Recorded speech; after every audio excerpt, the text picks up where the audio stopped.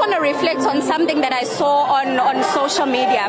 Have you been able to have a conversation with President Cyril Ramaphosa? Of course, I understand that March and March Associates and Ngizwe and Pagan Mtakati had a conversation with the president. Have you been part of any of those conversations? Have you met with the president? No. Were you aware of that meeting? And are you aware perhaps of what came out there? Of course, you do share the same sentiment. So have you engaged with March and March Associates about that meeting? Jacinta, thank you very much for your time this morning. As you heard it there, Stephen, you would have seen, of course, those visuals that we saw on social media of March and March Associates that met with President Cyril Ramaphosa.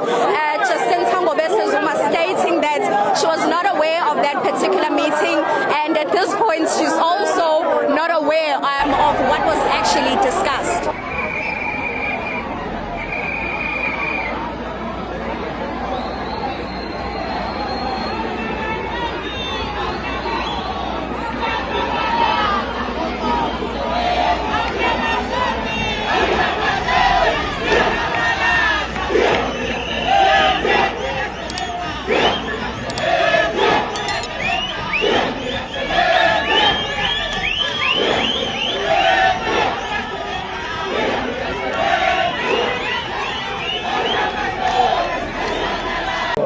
You mentioned that you got a call from the president last night. Yeah. What was the discussion about? I met the president. Hello. We got the call. We got the call, and we went and honored an old man. He's the first citizen of the country. Whether we agree or disagree, we have to respect. I was raised with respect. Ngiphume emzini wamadoda, ngafundiswa inhlonipho, ngafundiswa uthando, ngafundiswa ukulalela. Akusho ukuthi mawusulalelile uzobe suyezwa bese wenza lokho kushiwo. So I went there to meet the president. He presented his case. I answered to him. I'm going to say that in the press briefing tomorrow.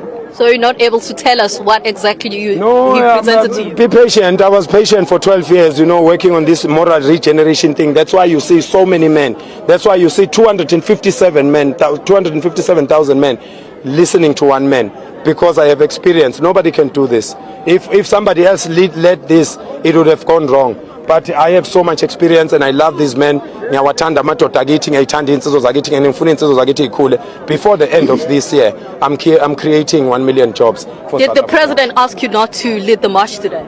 No, he did not. He did not. No, he's a nice man. He's a nice man. He's a nice man. He did not ask me. No, he wanted my opinion. I gave him my opinion. And whatever I spoke about with him, I just gave him an answer. The dust is far from settled as scores of protesters vow to intensify their demonstrations to force the government's hand over undocumented migrants.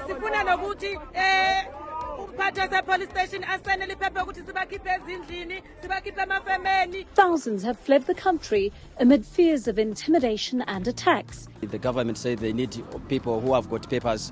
So most of us, we don't have. And we got babies, small babies. We sleep here 3 cold because we are scared. But at what point does the constitutional right to protest turn into acts of vigilantism? The Constitution protects the right to assemble peacefully and unarmed. And can state action cross the line into the suppression of constitutional freedom?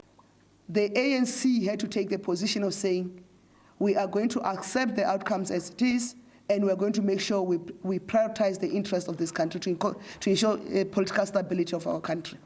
And we call other sister countries in the region to do the same. Because when there's political stability, there will be economic prosperity. So we are ready to have those conversations. And we also appreciate that South Africans cannot carry the burden of their country being stable. And there are those who will say, oh, you benefited from the hospitality of your sister countries during your fight against apartheid. Yes, we benefited. You tell us that it's more than 30 years, so we cannot go back and complain about apartheid and say the difficulties of service delivery are inherent. Why is the same conversation not being asked? It's more than 30 years that the South African government, the apartheid government, has ended even destabilizing countries of the African region. Why are they not being asked? to ensure their own political stability. There's no apartheid government that is destabilizing any country now. 32 years.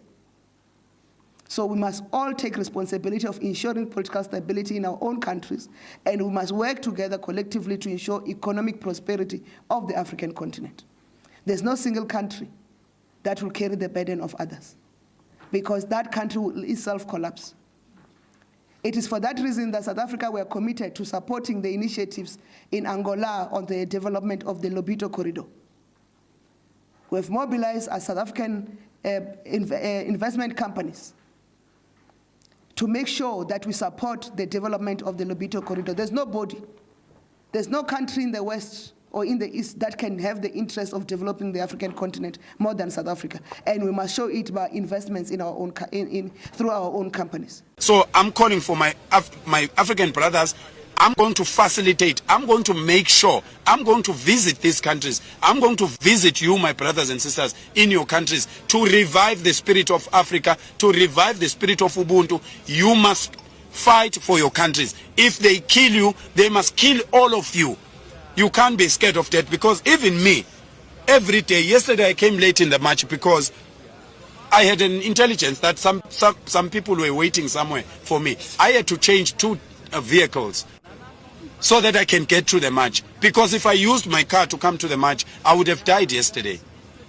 That's why I kept postponing the times, because the intelligence was telling me, Uguti, there's things that people are trying to do.